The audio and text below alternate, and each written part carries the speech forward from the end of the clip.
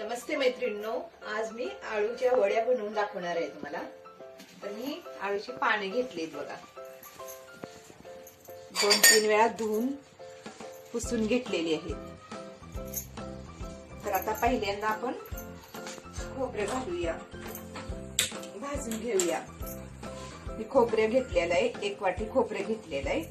बेसन घेतले 2 वाटी, 2 चमचे तीळ घेतले, 2 चमचे खसखस घेतली, हे तिखट घेतले, गरम मसाला घेतलाय, हळद आणि मीठ। त्याच्यात घालायला आपल्याला चिंचेचं कोळ करून मी पाणी करून घेतले, 2 तास मी भिजत ठेवलेली चिंच, त्याचं मी कोळ करून घेतलाय। आणि हे गुळाचं पाणी आहे, हे सर्व आपल्याला त्याच्यामध्ये घालायचंय। त्याच्यासाठी पहिल्यांदा आपण खोबरे भाजून घ्यायचं। आपण खोबरे भाजून घेऊया। पहिल्यांदा 1 वाटी खोबरे घेऊन किसून घेतलेलं आहे, चांगलं बारीक केलेलं आहे। तर आपण चांगलं भाजून घ्यायचं लालसर होईपर्यंत।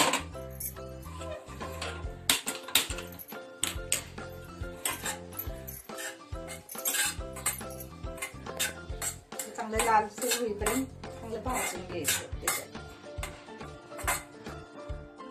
बघा 1 मिनिट झालं, आपण चांगलं भाजत आले आता खोबरं। ते भाजल्यानंतर आपण एका प्लेटमध्ये काढून घ्यायचं। झाले ना आता लालसर झाले, भाजून झाले चांगलं खोबरं। आपण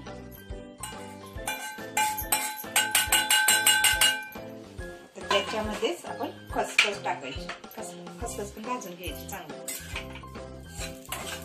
खसखस पण आता भाजून झाले, घुरायला लागले, चांगली लालसर भाजून त्याच्यामध्ये खोबऱ्यामध्ये मिक्स करायचे।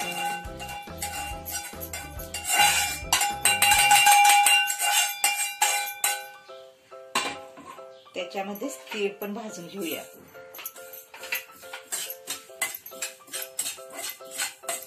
ते थोडे भाजून घेतले तरी चालतात, आपल्याला वरून लावायचे आहे।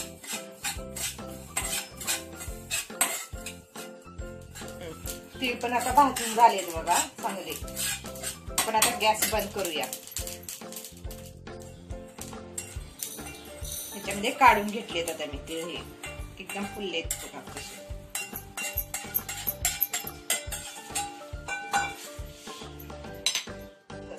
मिक्सरला बारीक करून घ्यायचे।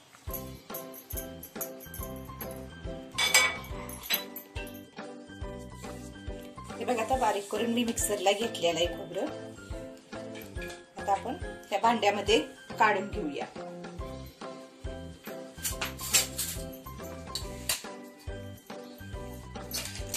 त्या भांड्यामध्ये काढून घ्यायचं हे सर्व खोबरं बारीक। बघा याचा कसा खमंग वास येते खसखस असल्यामुळे, त्याच्यामुळे छान होतं वडी। हे बघा असे खसखस आणि खोबरं पण भाजून घेतलेलं आहे मस्तपैकी। त्याच्यात आहे मी 2 वाट्या बेसन घालते, 2 वाट्या बेसन घेतलेलं आहे मी। त्याच्यामध्ये 2 चमचे मी तिखट घेतले, 1 चमचा गरम मसाला घातलेला आहे, थोडे मीठ घ्यायचं, अर्धा चमचा घ्या, जास्त घेऊ नका। जरा हळद घ्या। हे बघा चांगले असे मिक्स करून घ्या, सर्व मसाले चांगले मिक्स करून घ्यायचे, एकजीव करून घ्यायचं असं। बघा सर्व कसं मस्तपैकी मिक्स करून घेतलेलं आहे, एकजीव झाले बघा। आता त्याच्यामध्ये आपण थोडे तीळ टाकून घेऊया, अर्धे घेऊया टाकून, अर्धे ठेवून वरून टाकायला। बघा मी पानं पहिली धुवून चांगली साफ करून घेतली, त्याची देठे पण काढून घेतली। त्यात आपण वडीला थापून घेऊया। हे असं पीठ लावून घ्यायचं। आपण दुसरं पान पण असं ठेवून बघूया, हे दुसरं पान असं ठेवायचं, हे असं लावून घ्या सगळीकडे, व्यवस्थित लावून घ्यायचं। बघा मी कसं लावून घेतले, असं तुम्ही पण लावून घ्या. त्याच्यानंतर याचं पान आतमध्ये तुंबून घ्या. इथे पण थोडं थोडं लावून घ्या, जेणेकरून नुसतं पान आपल्याला तोंडात नाही येणार.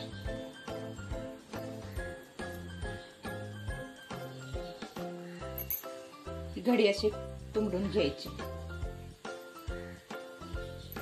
रोल करून घ्यायचा रोल.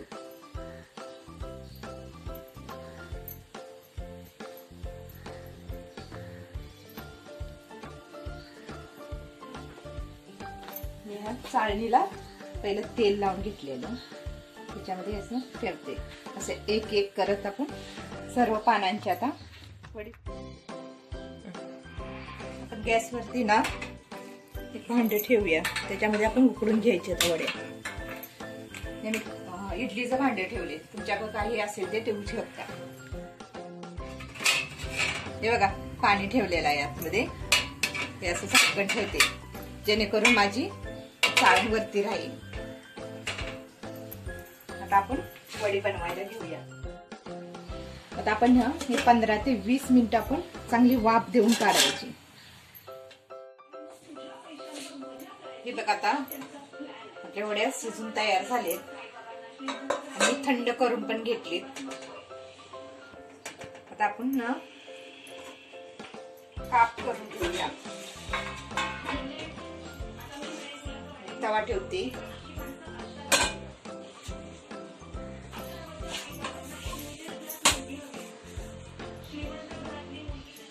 असे छोटे छोटे काप करून घेऊया. काप करून घेतले. आता थोडं आपण तव्यामध्ये तेल टाकून परतून घेऊया. थोडं तेल टाकून घेते.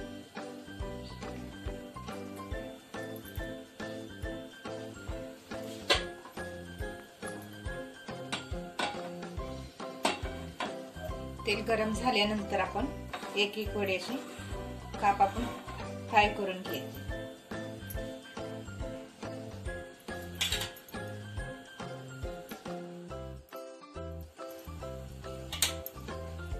आता आपण एक एक वडी अशी काप केलेली फ्राय करून घ्यायची.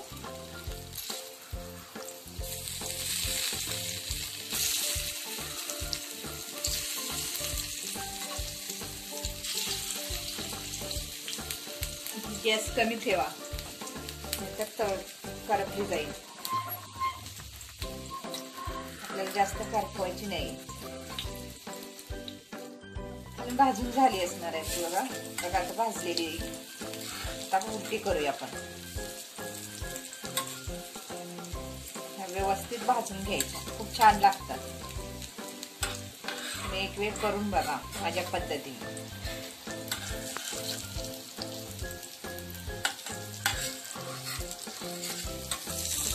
छान भाजले गेलेत बघा.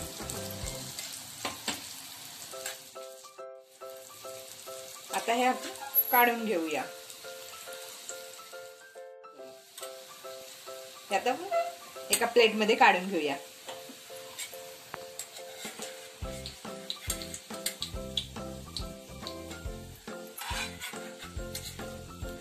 हे बघा कसे छान भाजले गेलेत. तुम्ही पण अशी करून बघा वडी, मला आवडेल. थोडे तीळ टाकूया.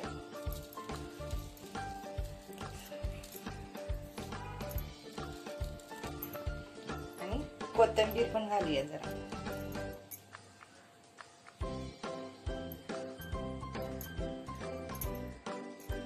हे बघा कोथिंबीर वडी तयार आहे.